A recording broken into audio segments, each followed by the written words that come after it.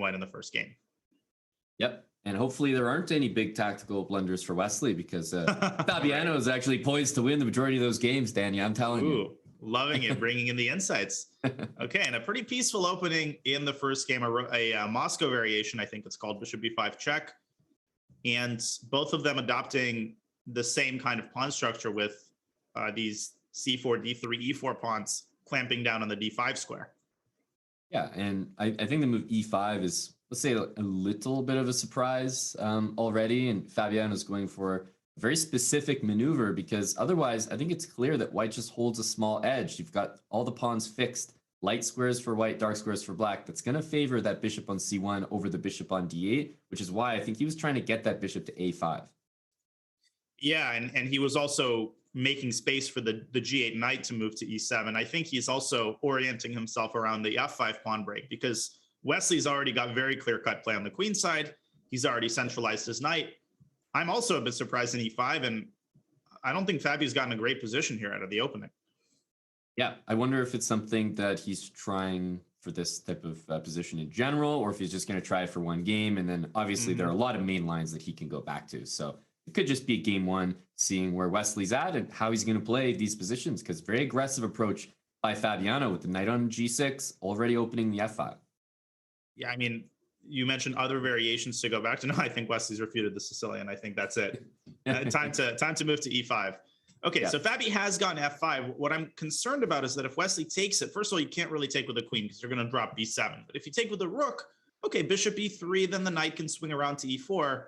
I'm not seeing how the f-file is giving giving black enough counterplay to compensate for all these weaknesses. And this is what we're seeing, Wesley going bishop e3. I'm anticipating knight d2. Yes, knight d2 to e4 looks fantastic. He's already got it on the board, and he's all over those light squares there. And don't forget, Fabiano's going to need to spend a move at some point, because that rook on a8, I mean, it can't join the action. It can't get over to f8, double on the f-file without wasting move, like bishop e7, bishop c7. Something's got to give. Someone's put the bishop on d8. I wonder who it was. Yeah, who did that? Why would they do that? Okay, knight c7 was a nice move, kicking the knight out of d5.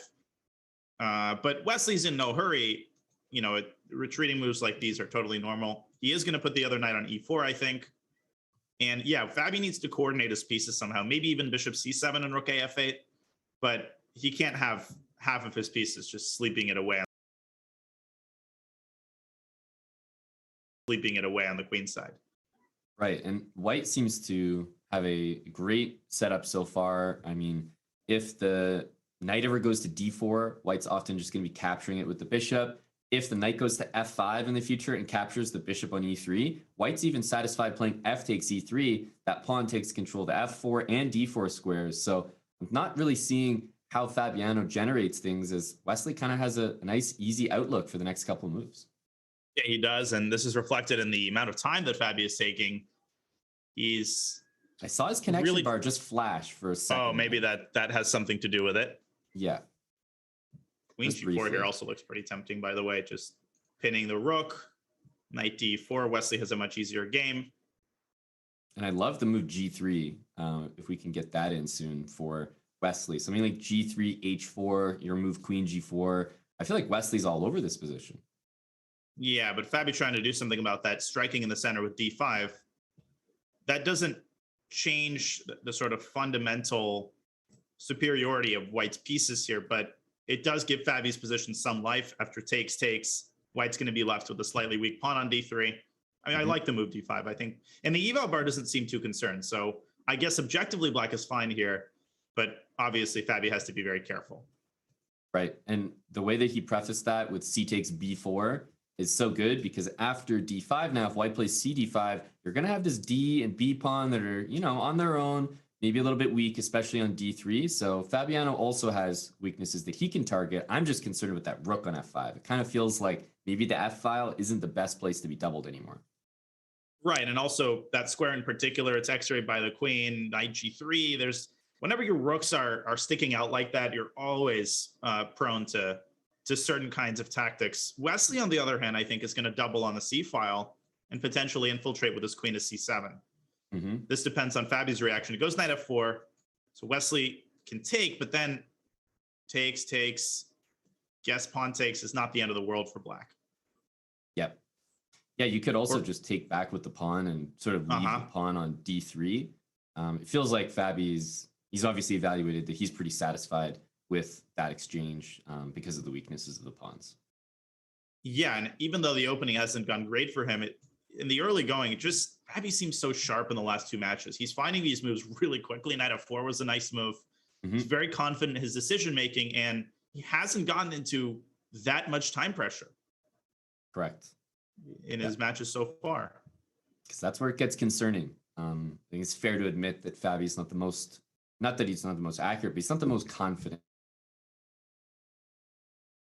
Where even the best players in the world, as we've seen in the SAC, can make, 1,000 level mistakes. Time travel will make you look bad. Yes, it will. And the question is, will queen c7 make black look bad? I don't think so. Queen c7, there's rook d7. And this is not mate. In fact, the queen gets trapped. It's kind of a funny line. I didn't even notice that at first. It's very much not mate. Wesley going rook d2, which honestly is a sign that Fabi has gotten all of his pieces into the game. Wesley has not really made anything happen, out of his central control. White is still obviously fine, but I think the position is closer to equality now.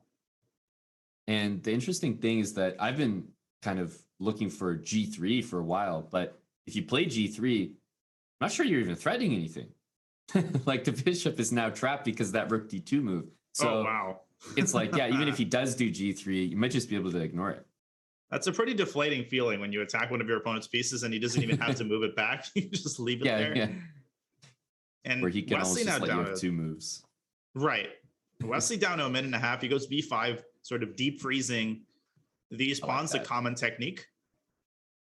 That's I like good that move. Positional move against the a pawn. Now there's always a rook a1, rook a2 move that can happen. And look for it in the future of this game. Wesley, as long as he has an escape square for his king, he'll be okay if the queens are traded, sort of giving up that d3 pawn and trading it for the a pawn. Because once the a pawn's gone, the b6 pawn is weak, and white's structure on the king side is always going to be better due to that weakness on e5 for black. Yeah, and that's why I always tell people not to be really, not to put too much stock into this question of where you should place your pawns in relation to your opponent's bishop. Sometimes it's a good idea to place them on the same pawn, on the same color squares, because it limits the bishop. But sometimes, as here, it's a bad thing, because if the a7 pawn is eliminated, the b6 pawn is going to be a sitting duck for the white bishop, right? So it really depends on the specifics of the position. Now, can black take d3 here immediately? I think that's what Fabi's calculating. Takes, here. I think white doesn't win the knight. But as you said, maybe white should forget about the knight and attack the a pawn instead, to something like this. But I almost get scared of a position like this where, imagine that all the rooks and queens trade off and somehow the knight gets traded for the dark squared bishop for white. I'm worried about maybe losing an endgame as black, even though I'm up a pawn, because the pawn I'm up is on a7 and I can't move it. Well, yeah, that's the power of the sort of the deep freeze, because a5 is always met with an en passant, which I was going to show really quickly before he's made a move. There we go. Bishop b4, rook d1, maybe bishop a5 to plug the a file. Right. Is an option. Actually, that might be a very good option. I thought that was his plan, but maybe now he's reevaluating things, and he's decided to go rook d7. White can't double the way that maybe previously was a threat with rook d1 because of this inserted move bishop b4. It's kind of clever. Yeah, rook a4. What are we missing? I mean, bishop a5 looks very natural. Oh, rook a3 and bishop. Ooh, I was gonna say bishop g5, but then the knight can move the knight somewhere. Right, just c1. You can actually play knight c1. Actually, that might be the best move. Oh my goodness. That's how good the position is for black. That is, and that's how powerful back rank tactics are. It's one of the most powerful tactical concepts because it's totally crippling. When your back rank is weak, that is literally the only thing you have to care about. You can't take any of your opponent's pieces. Yeah. And that's what's that was a funny progression here. Yeah, knight c1 actually is amazing. I don't like his internet. He's got one bar. Then he wrench. Yeah, he doesn't have the best position and he doesn't have the best internet. So trust me, it's not a good combo. It's a double whammy. And it's funny that what you predicted has come true with Fabi taking the d3 pawn to go into an endgame, but I'm not too concerned for white here. And maybe it's time to go g3. Stop the knight from escaping back to f4, although apparently the knight can go absolutely anywhere with impunity. It's true. He's not concerned. Rook fd8, h4, improving typical endgame move, and Fabi moves the knight back. Yep. And threatening mate. You take everything here probably, and I don't know, king e2 and just play that endgame. Yeah, although that b5 pawn can become a weakness. It can be attacked by a rook on d5, which is a likely move here. Yep. Yeah, I get the feeling in this position that white is going to have really good compensation just because you can plant the rook on b7. It's behind the b pawn. There's no way that b pawn really becomes a queen. It's just, you know, way too convoluted to achieve. And yeah, look at the weird moves that black has to play just to like hang on to his position. Right. Black really has to contort himself to defend this pawn and that pawn. White's playing for the initiative here, no question about it. I think Fabi should be able to hold this. Though objectively, it's obviously a draw. And I like the way Fabi didn't care too much about his f pawn. Don't miss knight f6. Right. And there's g4, h5, just, you know, taking squares away from the king starts to become a little scary in time pressure. I don't love king g6. I feel like it falls into a future g4, h5, although Fabi can always meet g4 with h5 himself. So maybe he's fine, but he's got 1 second. He's got to move. Oh my goodness, he's going to flag. He disconnected. Oh no.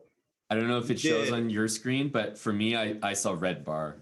I didn't see the bar, but I mean, it's obvious that he just disconnected. And that is a very deflating way to lose the first game. Yeah, it's like, welcome to the match, Fabiano. Right.